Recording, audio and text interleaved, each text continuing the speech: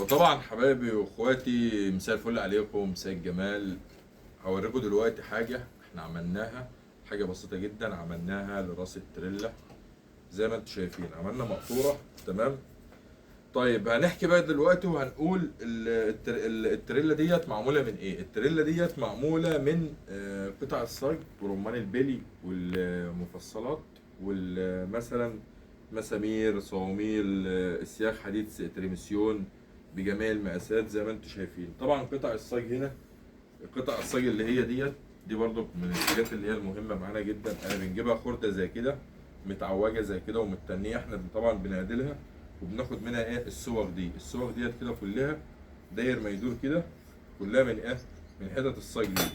حتى الاكسدام بتاع التريل اهو، الاكسدام اللي ورا ده من الايه، من القطع الصاج دي.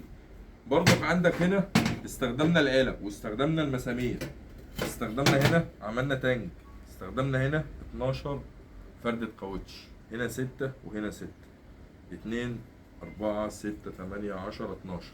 وطبعا العربية فيها 10 يعني 22 فردة كاوتش، طبعا اللي هم بيبقوا في الجرار والديل اللي هو التريلا كاملة يعني. تمام. طيب عندك هنا عملنا هنا محبس اهوت، محبس هنا كده اهوت للميه، هنا اهوت بسوسته برضو بتفاصيل بسيطه. هنا كده حته سيخ تريميسيون عايز اوريها لكم، اللي هي مثلا اللي هي دي زي دي كده اهي، اللي هو السيخ مش على التانية، السيخ بنجيبها هنا كده وعملنا هنا كده وعملنا هنا كده قطعه ايه، مفصل اهوت تقريبا بتاع الخزان بتاعت ميه، عملناها ايه خزان ميه هنا برضو، او هي تقريبا كده بتاعت حاجه بتركب في الميكانيك. واكتر شغلنا اصلا بنستخدم فيه كل حاجه من انواع الخرد، ميكانيكيه العربيات، ميكانيكيه الموتوسيكلات، ميكانيكيه العجل، ميكانيكيه المعدات الكهربائيه، الاجهزه الكهربائيه، الحاجات دي كلها بنستخدمها. حتى المفصلات، حتى علقه المطبخ دي بتاعت شيشه، ده بتاع بيستم اهوت، دي مفصله، دي علبه، كل ده كده بنستخدمه. عندك هنا كده التريلا ديت خدت مننا شغل حوالي يمكن اسبوع طبعا. والراس ديت يعني احنا خدنا حوالي يمكن اسبوع واكتر في الديل بس. والتريلا طبعا قعدت معانا يمكن اسبوعين شغالين فيها. طبعا التريلا عملناها بالتفاصيل برضو بتاعتها. التريلا ديت شاركت فيها انا والفنان فوزي ماهر، طبعا اشتغلنا فيها زي ما انتم شايفين. عملنا هنا تانكين، تانك هنا اهو وتانك هنا. تمام. عملنا هنا دوبل، وادي 2 وادي 3 وادي 4، وعملنا هنا فردتين فرضونيين. وطبعا عملنا هنا سلم، وطبعا هنا البيبان بتاعتها هي متحركة، بيبان متحركة، طبعا مرايات، شكمانات، البلمة، عندك هنا الكبوت اهوت، كل حاجة بنفس التفاصيل اهو. طبعا هنا عندك هنا الخابور دوت اللي بيركب بالظبط في التريلا الحقيقية. عملنا هنا رمان بلي وخرمنا جوه الرمان البلي، وصلنا الاكس دوت ان هو ينزل لتحت. ما تيجي تحمل عليها حاجه وتيجي تمشي مثلا ما تبصش تلاقي الاكس ده قصير، تبص تلاقي ساب الايه، ساب الديل ومشي. لا، احنا برضو عملنا ايه، عملنا حسابنا في كل حاجه. ده كده بلدوزر مثلا، هنخش مثلا اهو، تمام، وهنحمله زي ما انتم شايفين اهو. مثلا لو ثبتنا التريلا هتبص تلاقي القرار اهو زي ما انت شايف. القرار طبعا اهو، لو عايز ازقه شويه بزقه بالشوك. طبعا كده حملنا الايه، حملنا البلدوزر زي ما انتم شايفين. تعالى الناحيه دي كده، هات التصوير زي ما انتم شايفين اهو. عايز اوريكم التفاصيل.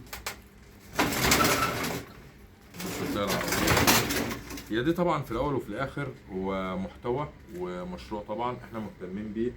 مهتم ان انا احول الخرده ديت، الخرده ده اللي انتوا شايفينها ديت، واوريهم كده الخرده دي كده اهي. كل الخرده دي كده احنا بنستخدمها، بنعمل منها حاجات زي كده، حاجات بسيطه، جنازير الموتوسيكلات مثلا، التروس، البيجوهات، صواميل نيكل، حتت علب صاج، خرده زي كده، شايفينها زي دي كده. بتاع الستاير. ده برضه موتوسيكل صغير شايفينه، بس فيه فكره، في حته جنزير، في 2 رمان بلي، في ماسوره، في قطعتين حديد، في كتله حديد، في صاموله نيكل، في مسمار، في دي مفصله، في تفاصيل، فاهمني؟ زي ما انتم شايفين طبعا. لسه هنعمل كونتينر ان شاء الله للتريلا ديت.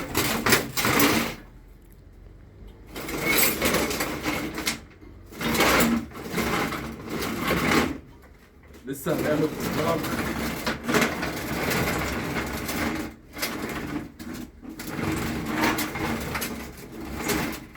كونتينر للتريلا دي ان شاء الله. هيبقى معاها كونتينر التريلا ديت، هيبقى تريلا اهي.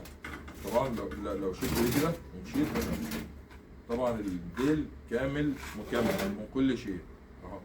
شيل ديت هنا كده، الديل كامل مسطره زي ما انت شايف. لسه طبعا لسه في شغل، لسه ما خلصناهوش زي ما انت شايفين. ده المطبخ اهو، برضو حبيت اوريه لكم اهو. تمام. دي الحمالات بتاع التريلا. عندك هنا رمان بلي، حاجات كده تفاصيل بسيطة. المهم استنونا في كل جديد، وإن شاء الله ما نشطب التريلا ديت ونخلصها خالص هننزلها لكم فيديو تاني. تابعونا باسم المبتكر المصري على جميع المنصات. أحلى أخوات.